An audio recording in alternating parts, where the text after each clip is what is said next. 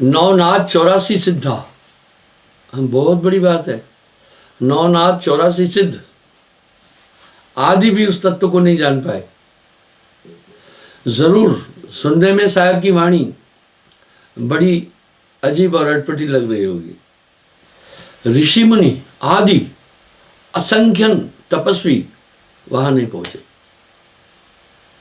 आप कहेंगे महाराज आप कैसी बात कर रहे हैं, इतने बड़े तपस्वी आए, ऋषि मुनि आए, लेकिन किसी के अंदर एक अध्यात्म शक्ति ट्रांसमिट करना सबसे कठिन काम है। आपको ध्यान होगा मैंने 4-5 दिन भृंगमते पर बातचीत की थी। यही बात साहब बोल रहे हैं, हे धर्मदास 5 तत्व 25 प्रकृति में मन बैठा हुआ है, इसलिए ये जीवात्मा अपने प्रयास से किसी भी तरह से इस संसार सागर से पार नहीं हो सकता है जब तक उसे वो ताकत नहीं मिलेगी। साहब कह रहे हैं मैं जब यहां आया तो लोग विविध भ्रांतियों में उलझे हुए थे। सत्य पुरुष की युक्ति ने जाना। अभी भी आप देखें ना, यह पिंडे से ब्रह्मांडे, मनुष्य हमारे वैज्ञानिक ब्रह्मांड का के विषय में बड़ी अच्छी अच्छी बातें बोल रहे हैं। हालांकि प्रलय और उत्पत्ति का विवरण दे रहे हैं। धीरे धीरे मनुष्य इस ब्रह्मांड के रहस्यों को समझने की कोशिश कर रहा है, लेकिन नहीं समझ पाएगा। अधिक से अधिक वो शून्य तक ही जा पाते हैं। जाए निरंजन माय समावे, आगे का कोई भेद न पाए। सोई काल करतार सोई, परपंची बरसात, आपका बैरी और कोई है नहीं है। आपका बैरी मन ही है। मन को कोई समझ नहीं पा रहा है, ऐसी स्थिति में रहता है। अगर मन को आदमी देख पाए तब तो फिर मन का कोई कहना ही नहीं मानेगा। रहस्य यही है ना। इस शरीर में अगर सबसे बड़ा कोई रहस्य है तो न मनुष्य मन को समझ पा रहा है, न आत्मा को समझ पा रहा है, नहीं समझ पा रहा है, वो नहीं समझने दे रहा है। बिल्कुल एक सम्यक बात है, वो ये है कि हम बंधे हैं, हमारे अंदर वो ताकत हमारे अपने स्वरूप तक नहीं पहुंचने दे रही है। पार लगन को हर कोई चाहे, बिन सदगुरु कोई था न पाए। लेकिन कुछ कुछ ये शक्तियां मनुष्य में आई है। मैं उदाहरण के लिए बता रहा हूं। कहते अंतर्यामी है। तरंगे जो हैं वो मानसिक तरंगे चलती है और स्पिरिचुअल तरंगे भी चलती है। हम तरंगों के युग में हैं। मेरा ये विश्वास है, अगर आदमी मन को नियंत्रित करने वाला है, कहीं भी बैठकर आदमी कोई चिंतन कर रहा है, उसके पास उसकी तरंगे आ जाएगी। ये तरंगों का युग है। मैंने एक बात कई बार बोली है, 20 साल बाद वैज्ञानिक कंसंट्रेशन की तरंगों को बड़ा स्ट्रांग मानेंगे, वो होती है, ये कहीं भी पहुंच सकती है। इस पर साहब ने एक शब्द कहा, सुरत जात नहीं लागत 12। इसका मतलब है इस आत्मा को कहीं जाने में कोई टाइम नहीं लगता है। एक आख्याएं आती है हमारे धर्मशास्त्रों में, कथाओं से कुछ न कुछ तो बोध आपको मिलेगा ही। आकाशवाणी हुई कि हरणाकश के घर में एक बालक जन्म लेगा, वो इंद्रासन का अधिकारी हो। इंद्र हरणाकुश की पत्नी को अपहरण करके ले गया। जब उसके उधर के बालक को मारने लगा, नारद पहुंचे। नारद ने उन्हें ज्ञान दिया था, बोला नहीं ये भक्त होगा, सबको जानेगा। अब एक प्रश्न उठा कि किसी के मन की तरंगे दूसरे तक कैसे पहुंच जाती है, अंतर्यामी क्या होता है, क्योंकि ये तरंगे भी चलती है। अभी वैज्ञानिक एक बात बोल रहे हैं, जो भी इंसान शब्द बोल रहा है वो खत्म नहीं हो रहे हैं। जब तक ब्रह्मांड रहेगा, आपके मुख से निकले हुए शब्द कायम रहेंगे। इसलिए वो वासुदेव कृष्ण ने जो ओरिजिनल गीता में उपदेश किया था अर्जुन को, वैज्ञानिक उसको ढूंढ रहे हैं। टेक्नोलॉजी काफी अच्छी है, लेकिन इसमें एक दिक्कत है। उन्होंने कई ऐसे श्लोक अंतरिक्ष से पकड़े हैं, स्पेस से, पर एक समस्या है उनके पास। उनके पास समस्या ये है कि उनको ओरिजिनल वासुदेव कृष्ण की वाणी का पता नहीं है, उनको नहीं पता है, इसलिए वो कंफर्म नहीं कर पा रहे हैं। गीता के कई श्लोक उन्होंने स्पेस से पकड़े हैं। इसका प्रमाण मिलता है, जब ओसामा बिन लादेन को खोज रहे थे, अमेरिका ने अपनी पूरी ऊर्जा लगा दी थी। वो कहीं भी बात करेगा, उसकी लोकेशन बात करेगा वैसे ही सैटेलाइट से उसकी लोकेशन पता चलेगी। वो किडनी का पेशेंट था, ओसामा बिन लादेन, पेशावर के आर्मी हॉस्पिटल में वो भर्ती था। कहीं उसने बात की, वो उन्होंने कोट की, जैसे वहां पर पहुंचे इतने में वो वहां से रफू चक्कर हो चुका था। इसका मतलब यह है कि प्राचीन काल में हमारी टेक्नोलॉजी अभी से कहीं ज्यादा थी। आप विश्वास करना, भारत को विश्व गुरु क्यों कहते हैं? इसी अध्यात्म शक्तियों के कारण से कहते हैं। हमें कुछ एग्जाम्पल मिलते हैं। एक बच्चा है, 2 साल से कम उम्र थी तब वो गाने लगा, उसकी मां गाती है, लेकिन वो शब्दों का उच्चारण नहीं, मिना कर गाने लगा। अभिमन्यु का भी प्रसंग आता है कि गर्भ में था तब अर्जुन चक्रभेदन का रहस्य और तरीका बता रहे थे, इतने में उनकी पत्नी सो गई, चाहे जागी थी, पर अभिमन्यु ने यह पूरी विधि वहां सीख ली थी। कई जगह ये एग्जाम्पल मिलते हैं। इसलिए ईश्वर तत्व में भी वो ताकत है, जब भी किसी भक्त को कोई आफत आती है तो उसकी पुकार सुनता है। हम सब ने ये मान लिया है, जो हम ईश्वर को प्रार्थना कर रहे हैं वो सुन रहा है, ऐसी हमारी मान्यता है। और यथार्थ में वो अविनाशी तत्व हमारी बात को सुनता है। क्या है वो? तरंगों द्वारा, आपके द्वारा। आप देखें ना, जब आपने कोई शब्द बोला तो दूसरे तक पहुंच रहा है, उसके जाने का क्या रास्ता था? वायु था। फिर क्या हो जाता है, आगे जा जा करके वो धीम हो जाता है, बिखर जाता है, खत्म नहीं हुआ, वो वायुमंडल में और स्पेस में समा गया। इसी तरह जो दिव्य वाणियां हैं, जहां पर महापुरुष रहते हैं, वो पूरा वातावरण भी आध्यात्मिक हो जाता है। साहब एक शब्द कह रहे हैं बड़ा अच्छा, विवेकी संत बसे जह देश, धन्य वह गांव ठाव वह नगरी, अग्न रहे लवलेश, विवेकी संत बसे जह देश। इसका मतलब है उनके शरीर से जो एक ऊर्जा निकलती है वो हमें लाभ देती है, पक्का लाभ देती है।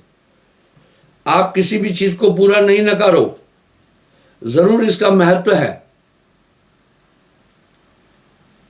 जब राम जी शबरी के आश्रम में पहुंचे थे, ये मतंग ऋषि की शिष्या थी शबरी। अब वहां एक प्रसंग आता है, जब राम जी वहां पहुंचे तो उनके स्वागत के कारण से पूरा आश्रम सजाया हुआ था, रास्ते में फूल बिछाए हुए थे। शबरी जब राम जी वहां पहुंचे तो उनसे पूछा गया, क्या तुम्हें पता था क्या सजाया हुआ राम जी आएंगे? बोला उन्हें तो आना ही था। शबरी का कथन क्या था? उन्हें तो आना ही था। जब आप वेल कंसंट्रेट होकर के प्रार्थना करते हैं, प्रभु को पुकारते हैं, आपकी बात वहां पहुंचती है। इसलिए धर्म स्थानों पर एक सामूहिक, हम धर्म स्थानों का खंडन नहीं करते, सगुण उपासना का खंडन नहीं करते हैं। वो तो एक प्रारंभिक भक्ति का केंद्र है।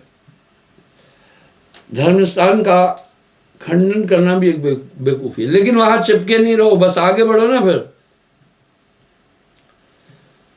हम बच्चों को पहले प्लेवे में भेजते हैं, नर्सरी में भेजते हैं, बाल मंदिर में भेजते हैं, ताकि वो आगे सीखे थोड़ा सा। और जब सामूहिक प्रार्थना की जाती है तो उसका असर प्रभु पर पड़ता है। इसलिए सिखों में भी अरदास, मुसलमानों में नमाज,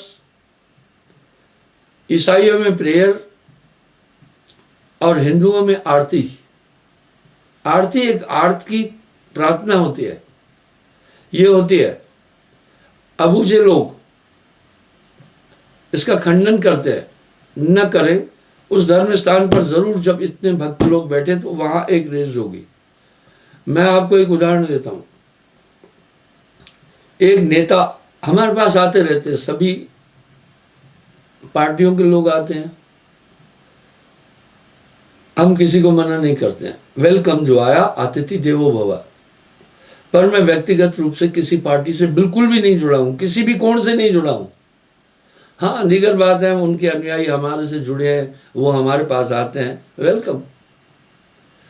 तो उसने आकर मुझे एक बात बोला, ये मेरे क्षेत्र में इतना एक दिव्य स्थान है, यहाँ का वातावरण अलग है, यहाँ मेरा ब्रेन चेंज हो गया। क्योंकि जिस जगह पर मनुष्य जो काम करता है उस जगह पर उसका एक प्रभाव पड़ता है। आपको ध्यान होगा, मैंने एक उदाहरण दिया था। एक बार श्रवण कुमार, उनके माता पिता चक्षुहीन थे। प्राचीन काल में एक पद्धति थी 4 धाम करने की, तीर्थों को करने की। वहां भक्त जाते हैं, माँ बाप को कांवट पर लेकर, बेंगी पर लेकर वो यात्राएं करा रहा था। शरण कुमार को मात्र प्रतिभक्ति का पर्याय माना जाता है, अंतिम बिंदु माना जाता है। जैसे सती सावित्री को सतियों में विशेष स्थान देते हैं, तो शरण कुमार जब अपने माता पिता को तीर्थ यात्रा करा रहा था कांवट पर, एक जगह पर शरण कुमार ने अपने माता पिता से कहा कि मुझे मजदूरी दो जो आपको ढो रहा हूं मैं। माता पिता ज्ञानी थे, क्योंकि जो सूरदास लोग हैं उनके पास बहुत तीक्ष्ण बुद्धि होती है। तीक्ष्ण बुद्धि होने का एक कारण है, वो अर्ध ध्यान अवस्था में हमेशा रहते हैं, उनकी एनर्जी नहीं जाती है। मैं अक्सर एक बात कहता हूं, देखना एक जहमत है, सुनना एक जहमत है, बोलना एक जहमत है। इससे इंसान थक जाता है, ऊर्जा लगती है। जब आंख बंद है तो आधी समाधि अवस्था मानी जाती है। इसलिए जो चक्षुहीन सूर लोग हैं, सूरदास हैं, उनकी ब्रेन की एनर्जी ज़्यादा इन्वेस्ट नहीं होती है। आप कभी भी देखना, ड्राइवर लोग लॉन्ग जर्नी यात्रा करने पर थकते हैं, उनके हाथ पांव नहीं थकते हैं, ब्रेन और आंखें और कान हमेशा एक्टिव रहते हैं, इसलिए वो थकते हैं और फौरन गाड़ी रोक करके लेट जाते हैं, आंख बंद कर लेते हैं ताकि विश्राम मिले। हमारा स्नायु मंडल भी हमसे काफी बातचीत करता है। तो इस तरह से वो ज्ञानी थे, उनके माता पिता, वो जान गए। उन्होंने कहा, बेटे इस जगह से थोड़ा दूर चलो, हम तुम्हें मजदूरी देंगे। जब कुछ दूर चल के दूसरे स्थान पर पहुंचे उन्होंने मजदूरी के रूप में कुछ पैसे निकालकर श्रवण कुमार को कहा, भाई ये लो, तुमने मजदूरी मांगी थी। श्रवण कुमार चकित रह गया, बोला हाँ ये क्या हो गया, मेरी बुद्धि ऐसे कैसे हो गई। रोने लगा कि मैं माता पिता से मजदूरी मांगा, ये तो मेरा कर्तव्य था। वो क्षमा मांगने लगा। उनके माता पिता ने कहा, हे पुत्र तुम्हारा दोष नहीं, इस भूमि पर बहुत पाप होते थे, पाप हुए, इस कारण वहां पर तुम्हारी बुद्धि बदल गई थी। इसका मतलब है हमारे चिंतन, हमारी बाकी चीज़ों का असर उस एनवायरनमेंट पर पड़ता है और पड़ता ही पड़ता है। इसलिए लोग ऐसे स्थानों पर जाते हैं, थोड़ी शांति के लिए जाते हैं। शांति तो मिलती है, लेकिन स्थायी शांति की प्राप्ति बिना सदगुरु के, बिना नाम के नहीं प्राप्त हो सकती है। बस हमारा ये कथन है। बाकी हम कोई आकर के यहाँ मंदिर गिराकर मस्जिदें नहीं बनाना है, मस्जिदें गिराकर मंदिर नहीं बनाना है, यहाँ गुरुद्वारे गिराकर कहीं ईसाइयों की तरह कार्य कर वो नहीं करना है, चर्च नहीं बनाना। हमारा ये लक्ष्य नहीं है। साहिब का भी ये लक्ष्य नहीं था, कतई संतों का भी ये लक्ष्य नहीं था। उन्होंने नकारा नहीं है किसी के अस्तित्व को। उन्होंने ब्रह्मा विष्णु महेश को सृष्टि का संचालक माना है, ऐसा थोड़ी है। पर उनका ये कथन है, इससे परे एक देश है, ये सब कालपुरुष का खेल है। तो ये तरंगे चलती है। जिस स्थान पर बैठकर आदमी कंसंट्रेशन करता है, वहां उसका अट्रैक्शन रहता है, उसकी प्रेजेंस रहती है, उसकी स्पिरिचुअल ताकत रहती है। इसलिए मतंग ऋषि की शिष्या शबरी ने राम जी को जब आश्रम का अवलोकन कराया तो एक पेड़ के नीचे कहा, हे प्रभु, मेरे गुरुदेव यहां बैठकर ध्यान करते थे। तो वहां फिल्माने वालों ने क्या दिखाया था, एक प्रकाश था, लेकिन स्थूल प्रकाश नहीं दिखता है। वो स्थूल प्रकाश बिल्कुल नहीं दिखता है, पर उन्होंने दर्शाने के लिए दिखाया। इस तरह महापुरुषों के पास जब हम जाते हैं तो उनकी स्पिरिचुअल ताकत उस एरिया में काफी ज्यादा प्रभावित करती है। साहब ने ऐसा ही नहीं कहा है, गुरु का दर्शन कीजिए दिन में कई कई बार, आसूया का महजिम करे बहुत उपकार। बहुत बड़ा महत्व दिया। वो स्पिरिचुअलिटी हमारे पास आ जाती है। जितना जल्दी जल्दी आदमी, और ये थोक में आ जाती है। फिर महात्माओं को हमारे देश में समाधि देते हैं, जलाते नहीं है, उनकी समाधि बनाते हैं। कब्र और समाधि में अंतर है। कब्र में लंबा लिटाते हैं और समाधि में पद्मासन में बिठाकर समाधि देते हैं। क्यों समाधि देते हैं? बोन्स की लाइफ 10,000 साल तक है शास्त्रानुसार। आपकी हड्डियां, इनमें आयरन है, कैल्शियम है, ये बहुत स्ट्रांग होते हैं। पुराने जमाने के जितने भी तोरण हैं, किले हैं, वो सब चूने से चुनाई है। आपके बोन में आयरन, कैल्शियम आदि ये है, इसलिए हड्डियां 10,000 साल तक रहती है। तो उन महापुरुषों के समाधियों पर आदमी क्यों जाते हैं? क्योंकि उधर भी उन हड्डियों में 10,000 साल तक स्पिरिचुअलिटी रहेगी। ये रहस्यमय चीजें कुछ लोग जब नहीं जानते हैं, अनजाने में फिर उन सब चीजों को खंडित करते हैं। नहीं, सबकी एक सीमा है, सबकी एक हद है। इसलिए जहां आदमी बैठा है, अगर वो चला भी जाएगा तो काफी समय तक उसकी रेस वहां रहेगी। इसलिए हमारे धर्म में एक प्रथा है कि गुरुजनों को घर में ले जाते हैं ताकि घर की शुद्धि हो।